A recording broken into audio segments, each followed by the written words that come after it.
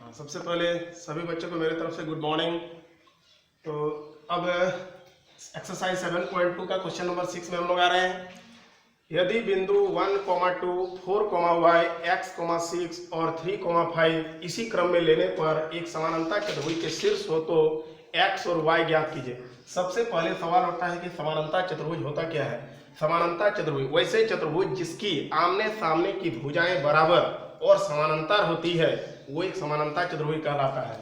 आयत एक समानांतर चतुर्भुज है। वर्ग एक क्या है समानांतर। ये देखिए ये भुजा और ये भुजा आपस में क्या है बराबर और समानांतर है। ये भुजा और ये भुजा आपस में बराबर और क्या है समानांतर। तो समानांतर चतुर्भुज यदि बिंदु पहले ए लिए, बी लिए, सी लिए, डी, ए का कोऑर्डिनेट इसी क्रम में लेने, जिस क्रम में दिया हुआ है उसी क्रम में लेने के लिए बोला गया है। तो पहले हम लोग ए लिए हैं तो ए का निर्देशांक 1, 2 मान लिए, बी इसका निर्देशांक को इसके निर्देशांक को हम लोग बी बिंदु मान लिए 4, इसके निर्देशांक को हम लोग सी बिंदु मान लिए और इसके निर्देशांक को हम लोग डी बिंदु मान लिए।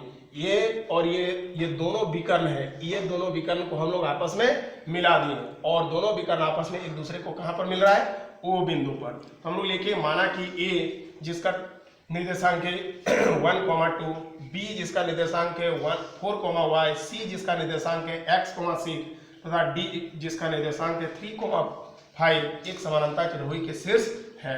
अब हम लोग समानांतर चतुर्भुज का एक प्रॉपर्टी जानते हैं। हम लोग क्या जानते हैं? हम जानते हैं कि समानांतर चतुर्भुज के विकर्ण एक दूसरे को समद्विभाजित करते हैं। समद्विभाजित का मतलब क्या है? सम मतलब समान, द्वि मतलब दो और भाजित मतलब भाग करना। समान दो भागों में बांटता है यानी ओ ए बराबर होगा किसका?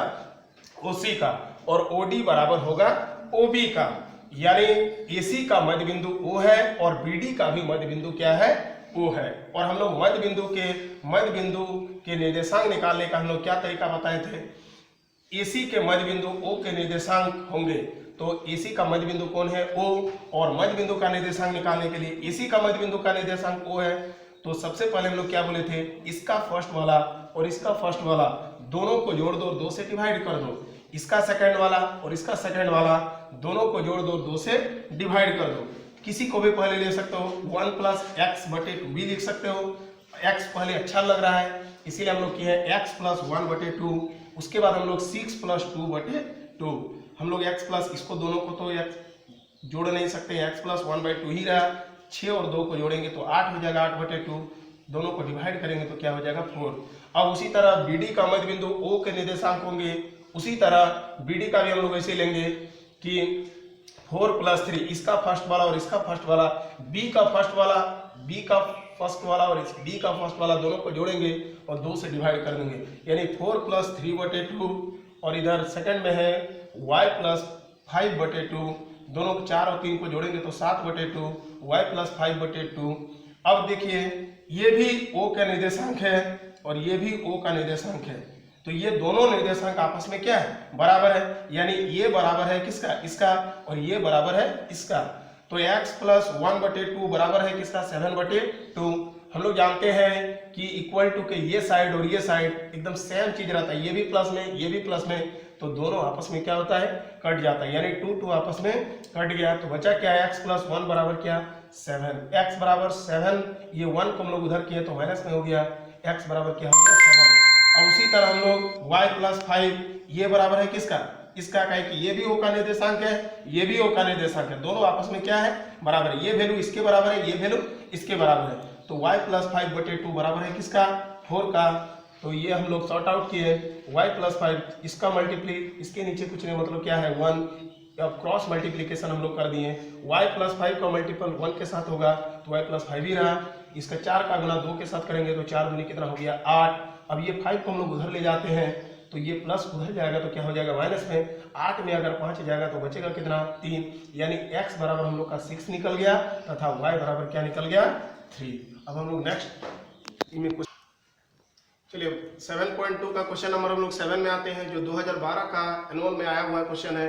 बिंदु A के निर्देशांक ज्ञात कीजिए जहां AB एक वृत्त का व्यास है जिसका केंद्र 2, -3 है तथा B के निर्देशांक 1, 4 है। तो सबसे पहले हम लोग जानते हैं सर्कल में क्या दिया हुआ है। एक सर्कल है, सर्कल ये बीच वाला इसका क्या हो गया? सेंटर हो गया यानी केंद्र हो गया और दो सर्कल के दो एंड को टच करने वाली जो रेखा है और जो सेंटर से पास करती है वो वृत्त का व्यास कहलाता है। तो वृत्त का व्यास, वृत्त का AB और इस व्यास का नाम क्या दे दिया है, AB। ठीक है, इस व्यास को क्या नाम दे दिया है, AB। और A का निर्देशांक नहीं दिया हुआ, लेकिन B का जो निर्देशांक है वो दिया हुआ है 1,4।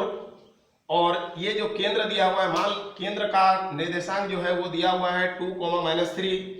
और केंद्र के कुछ बिंदु नहीं दिया हुआ, इसको हम लोग क्या मान लिए, C क्यों माने, कहे कि हम लोग जानते हैं केंद्र को अंग्रेजी में सेंटर कहा जाता है, सेंटर का पहला अक्षर क्या होता है, C, इसीलिए हम लोग इसको C मान लिए।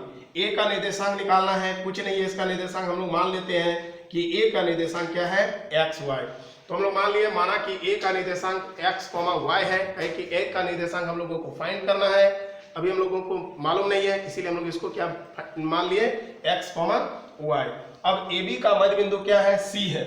AB का मध्य बिंदु क्या है, सेंटर हमेशा कहाँ रहता है, बीच में रहता है, यानी A से C का जितना डिस्टेंस है, A से B से C का डिस्टेंस उतना ही है, कहे कि ये भी रेडियस है, ये भी रेडियस है, यानी त्रिज्या, यहाँ से यहाँ भी त्रिज्या और यहाँ से यहाँ भी त्रिज्या। तो यानी AB का मध्य बिंदु क्या है, C। और मध्य बिंदु का निर्देशांक निकालने के लिए हम लोग क्या तरीका बताए हैं, AB के मध्य बिंदु C के निर्देशांक होंगे। C का निर्देशांक निकालने के लिए क्या करेंगे, इसका फर्स्ट वाला और इसका फर्स्ट वाला, यानी x + 1/2 और इसका सेकंड वाला और इसका सेकंड वाला y + 4/2। लेकिन हम लोग का क्वेश्चन में ये तो इसके अकॉर्डिंग इसका C का निर्देशांक होगा, लेकिन क्वेश्चन में मेरा C का निर्देशांक दिया हुआ है, C के निर्देशांक 2, -3 है। अब ये भी C का निर्देशांक, ये भी C का निर्देशांक, ये भी C का निर्देशांक, तो दोनों आपस में क्या है, बराबर है। इसका मतलब ये बराबर क्या है, ये, यानी x + 1/2 बराबर है क्या, 2। कहे कि ये भी C का निर्देशांक है, ये भी C का निर्देशांक, तो ये दोनों आपस में क्या हो गया, बराबर हो गया, यानी x + 1/2 बराबर क्या हो गया, 2। तो x + 1, ये 2 को हम लोग उधर कर दिए तो 2 2 जा क्या हो गया 4, ये 1 को हम लोग उधर करेंगे तो माइनस में चल जाएगा, 4 में अगर 1 सब्ट्रैक्ट करेंगे तो क्या हो जाएगा 3। अब हम लोग ये बराबर क्या हो जाएगा, ये, यानी y + 4/2 बराबर क्या हो गया, -3। ये हम लोग 4 को उधर किए तो -4, तो y बराबर क्या हो गया, -10। बिंदु A के निर्देशांक क्या हो गया, A का निर्देशांक हम लोग xy माने थे, x का वैल्यू क्या निकल गया, x के जगह में हम लोग x का वैल्यू पुट कर देंगे तो 3, और y के जगह में क्या हो गया, -10। तो यहाँ पर खाली ये ध्यान देना है।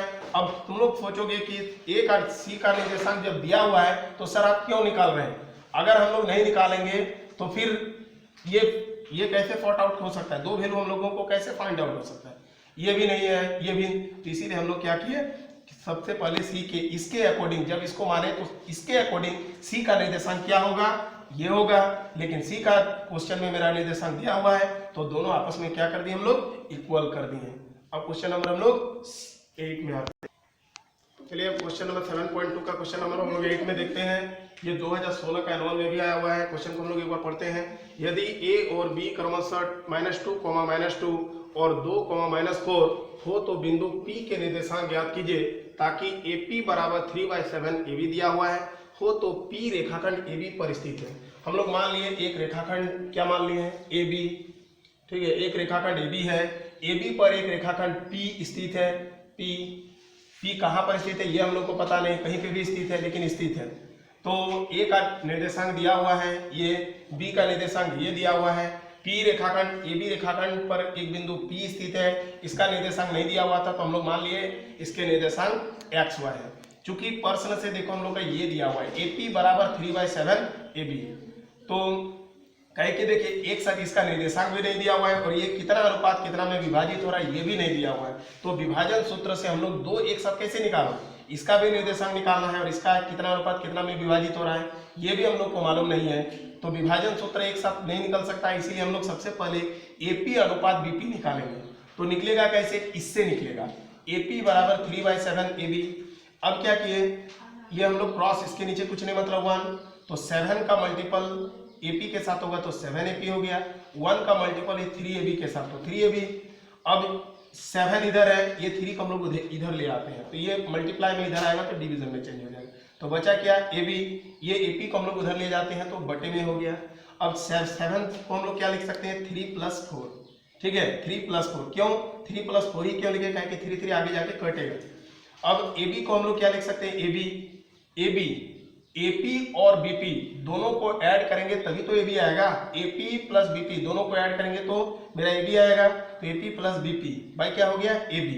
अब ये बटे का मतलब क्या है, ये बटे इसमें भी है और ये बटे इसमें भी है, तो हम लोग अलग अलग कर दिए, 3 बटे 3 कर दिए प्लस 4 बाई क्या कर दिए 3। उसी तरह इसमें भी के AP बटे AP प्लस BP बटे AP। अब 3 3 कट गया तो बचा क्या यहाँ पर 1, AP AP कट गया तो बचा क्या 1, तो 1 प्लस 4 बाई 3। यहाँ पे बचा 1 प्लस BP बटे AP। यहाँ पर अब ये 1 इधर भी 1 है, यहाँ पर भी 1। हम लोग क्या बताएं कि इक्वलिटी के ये साइड और ये साइड अगर सेम चीज रहता है, इधर भी प्लस इधर भी प्लस, तो ये दोनों आपस में क्या होता है कैंसिल हो जाता है। तो दोनों आपस में क्या हो गया कैंसिल हो गया, तो बचा क्या 4 बाई 3 और इधर बचा क्या BP बटे AB।